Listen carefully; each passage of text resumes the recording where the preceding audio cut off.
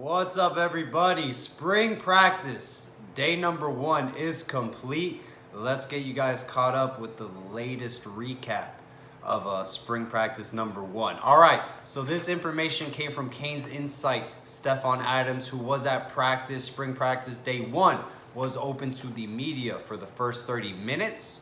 Regarding the quarterbacks, N'Kosi Perry showed the best arm.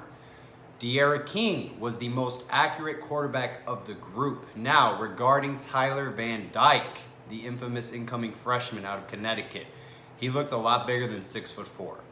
Also, he showed very nice zip on his passes, and he showed a very strong arm as well.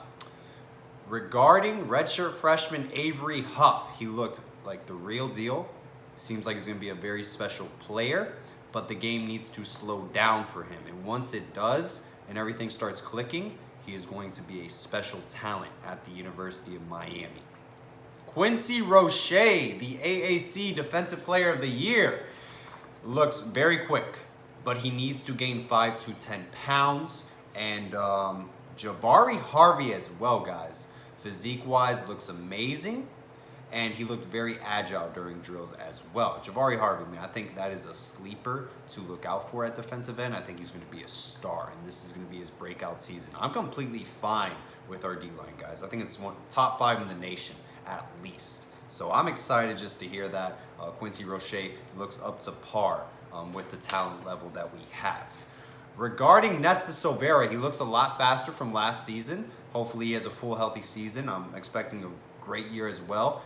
Chance Williams and Michael Redding, the guys, both players did participate in practice. They went through some drills, going through the motions. Both players had casts on their wrists. So they're not fully participating in spring, but in a sense they were participating throughout drills. Wide receiver Jeremiah Payton was making tons of plays today, according to Caneville, who was there live, stated on Twitter that Jeremiah Payton may be the go-to receiver going into this season. I think he's going to have an outstanding season, guys. I know last year, coaching staff was raving about how talented he was. Even Jimmy Murphy said, don't let it get to his head, how much of a star he could be. He's that talented. So I'm really excited to see what Jeremiah Payton can do in this Rhett Lashley offense. And also, guys, Rhett Lashley, he is a perfectionist. There is a video of him on Twitter by Manny Navarro getting after quarterbacks for not throwing a go pass correctly, something he stated they've been doing since 7th grade, that it should be an automatic pass every time. And every time they failed, they did not throw the ball correctly, they overthrew the receiver, they would do 5 up downs. So he is a perfectionist. Also, Coach Manny Diaz in his press conference did praise the strength and conditioning program ran by Coach Feely this past offseason, saying the results are much better than the past offseason. And by the way, guys, Gregory Rousseau, he looks huge. Like, the guy is jacked, honestly. Like, he looked like he put 5 to 10 pounds of muscles on. He's going to have a outstanding season. I'm expecting a bigger season this upcoming season that's coming up, man. I'm just ecstatic about our defensive line, guys. I'm getting too excited because we're not even at fall yet. We're not even at week 1, but maybe I'm just excited because Canes football is back on Green Tree. Now, 7-on-7 drills. The offense was D'Eriq King at quarterback, Cam Harris at running back.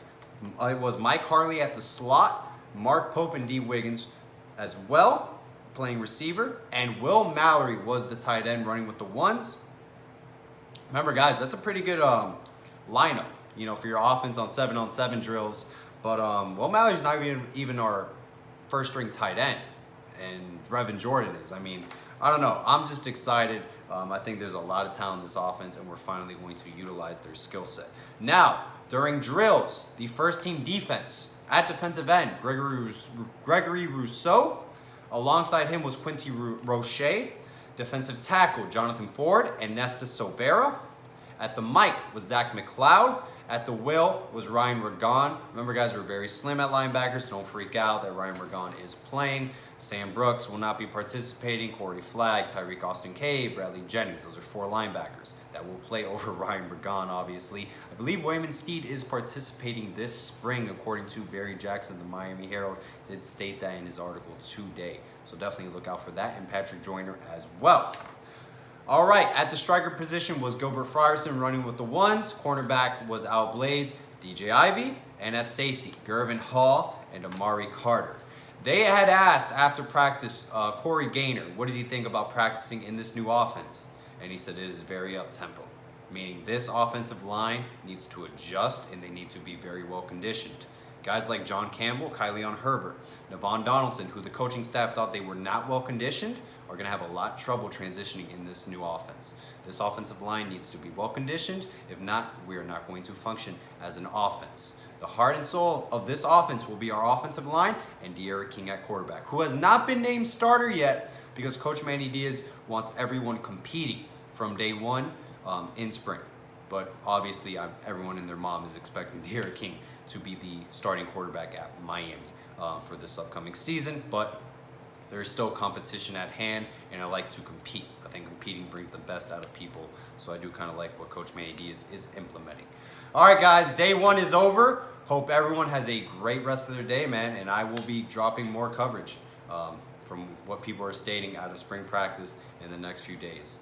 Go Canes.